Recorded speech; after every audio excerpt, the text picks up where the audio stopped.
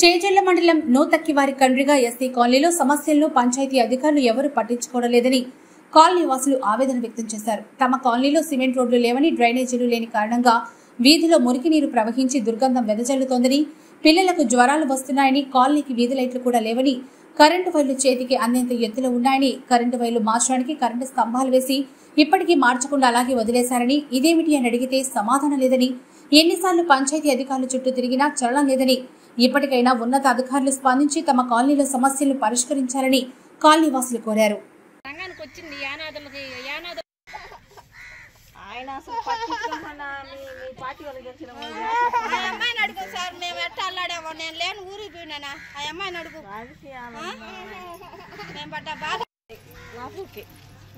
ఇక్కడంతా రోడ్లకు మట్టి తోలారు.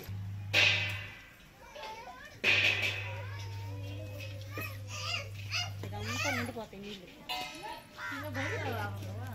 అన్నప్పుడు మాట్లాడు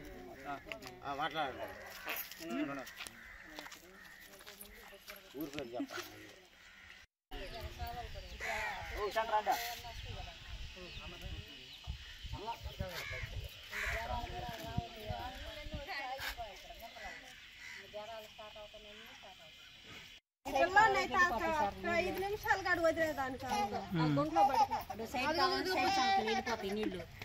ఇంకా నీళ్లు ఏం చేస్తారు? ఇంకా వాళ్ళ ఇళ్ళ మీద పోతే మా ఇంటి మీద రాణిస్తున్నారు నీళ్ళు అంటారు. అందుకని నిండిపోయింది వానికి వాడినేటి. ఇంకా మన సైడ్ కాలు తీస్తే వాళ్ళు తిడతారు కదా మళ్ళీ. ఇంకా గుంటలు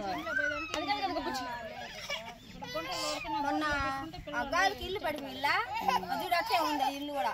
సార్ అక్కడ వచ్చి చూడండి సార్, అక్కడ వచ్చి తీసుకోపోతారా సార్? ఇంటి చూడండి మరి ఘోరంగా ఉంది. అసలు పట్టించుకోవట్లేదు సార్ మమ్మల్ని. అసలుకి ఏం రావాలో ఈ టీడీపీ వాళ్ళు వచ్చిందని ఈ జగన్ వాళ్ళు ఇంకా కొద్ది రోజులు వాళ్ళకి ఉండదు కదా ఇంకా పథకం. ఈ కొద్ది రోజులు ఏం చెయ్యాలి కదా, చేయాల్సిన పనులు లైట్లు కానీ ఇంకేదన్నా పోయినా చేసి. ఏ పార్టీ వాళ్ళు ఇబ్బంది పెడుతున్నారు ఇప్పుడు? ఈ జగన్ పార్టీలో ఉన్న వాళ్ళే ఓలే కదా ఇప్పుడు సర్పంచ్లుగా ఉండేది. ఓలే చెయ్యాలి కదా. ఇప్పుడు ఏం వచ్చినా ఎక్కడ వచ్చినా కానీ ప్రతిదీ ఓలే చూసుకోవాలి కదా.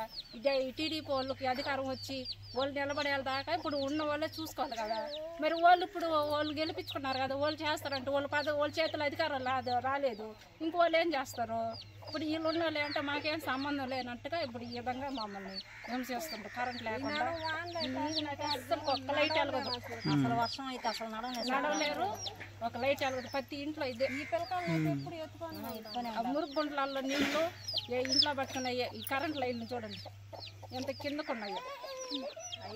వర్షం వస్తుందంటే చిన్న ప్రాబ్లం.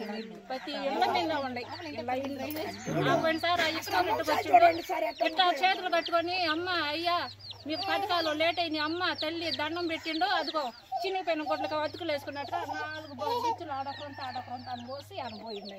అది మీకు ఒకటి ఎవరు ఏడ్చారు? మేము అని ఏడ్చినాం అయినా ఆ ఒక్కరంతో పేలికి పోసిపోండి రోడ్డు అయినా పోస్తే అంతా చేయాలా చక్రం చేయాలా లేకుంటే ఆపేసుకోవాలి. ఎవరు ఏడ్చారు? ఆ ఒక్కరంతో పోయింది. ఆ రోడ్డు పోసారు. అదేనంటే అలా ఆయన నడుస్తాడు ఆ రోడ్డు మీద ఇలా ఆయన నడుస్తారు.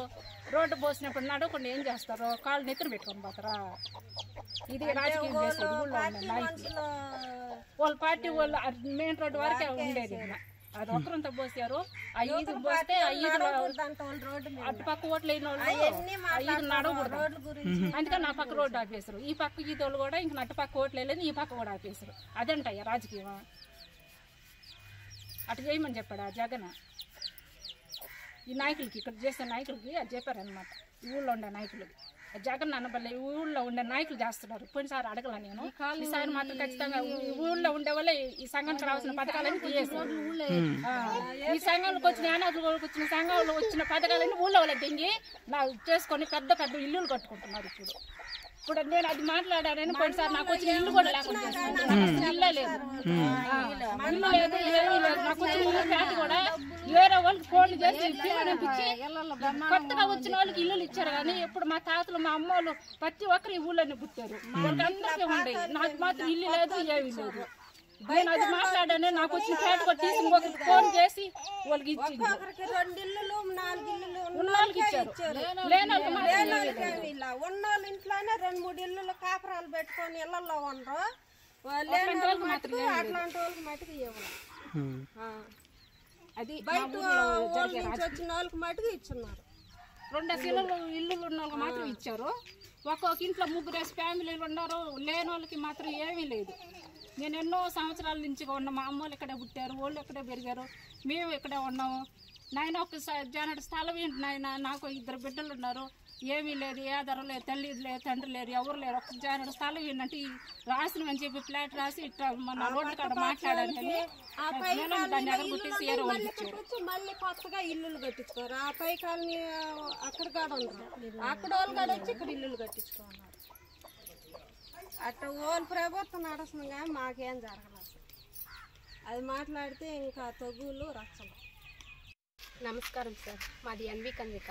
మాకు 10 సంవత్సరాల నుంచి రోడ్లు లేవు, డ్రైనేజీ ఎక్కువగా ఉంది. మురికి కాలం వల్ల పిల్లలకి హెల్త్ బాగాలేకుండా వస్తుంది.